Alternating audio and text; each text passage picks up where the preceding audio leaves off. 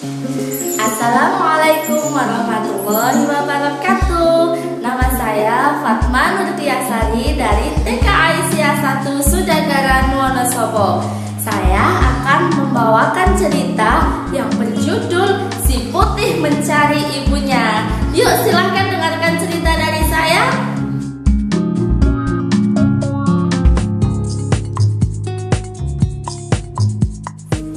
Mencari ibunya.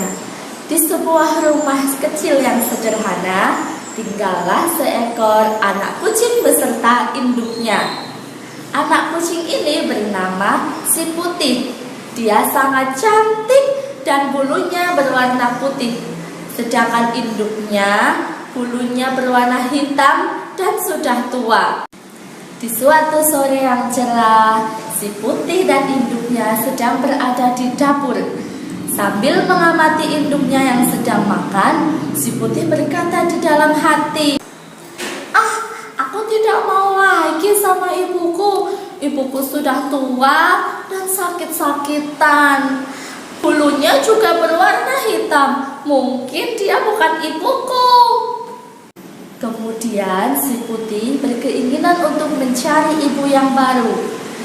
Dia pergi meninggalkan ibunya sendirian.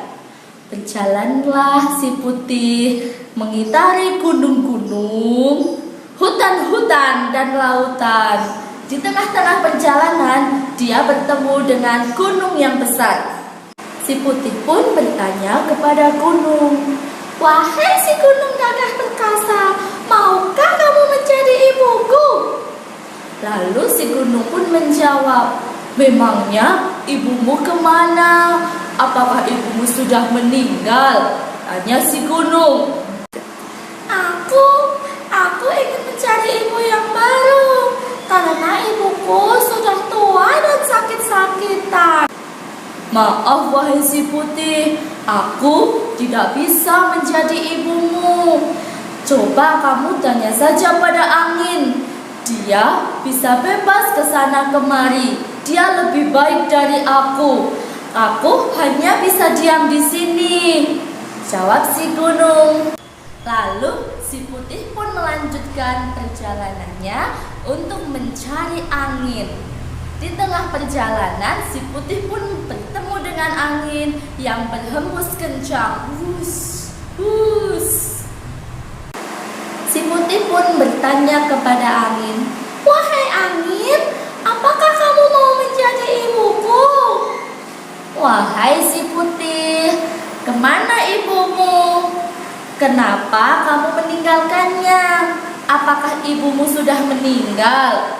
"Tidak wahai angin, aku tidak mau sama ibuku lagi. Ibuku sudah tua dan sakit-sakitan.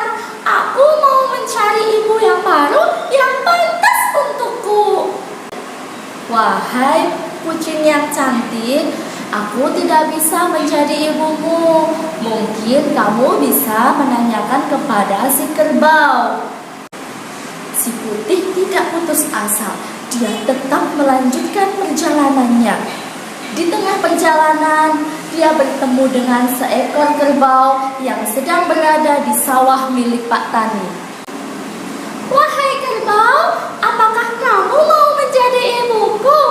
Aku ini seekor kucing yang ingin mencari ibuku." "Kemana ibumu? Apakah kamu tidak melihat rotan yang ada di hidungku ini? Ini sangat menyakitkan. Coba kamu cari rotan saja, barangkali dia mau menjadi ibumu." "Wahai kerbau, apakah kamu mau menjadi ibuku? Aku ini seekor kucing yang ingin mencari ibuku." "Kemana ibumu? Apakah kamu tidak melihat rotan yang ada di hidungku ini? Ini sangat menyakitkan. Coba kamu cari rotan saja, barangkali dia mau menjadi ibumu." Kemudian Si Putih bertemu dengan rotan di hutan setelah melalui perjalanan yang panjang. Dan rotan pun memberikan jawaban yang sama. "Maaf Putih, aku tidak bisa menjadi ibumu. Coba kamu cari saja tikus, karena dia sudah memakan habis badanku dan semua saudara-saudaraku. Karena tidak ada yang mau menjadi ibunya, si putih pun akhirnya pulang ke rumah. Dia melihat isi rumahnya yang sederhana itu berantakan. Gelas-gelas, piring-piring berantakan karena si tikus nakal. Dan dia pun akhirnya sadar bahwa dia tidak boleh meninggalkan ibunya. Di suatu pagi yang cerah, ia melihat ibunya sedang duduk di belakang rumah.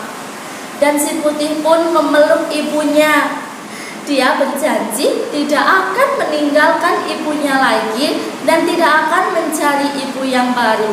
Akhirnya si putih pun meminta maaf kepada ibunya dan dia tidak akan pernah meninggalkannya lagi.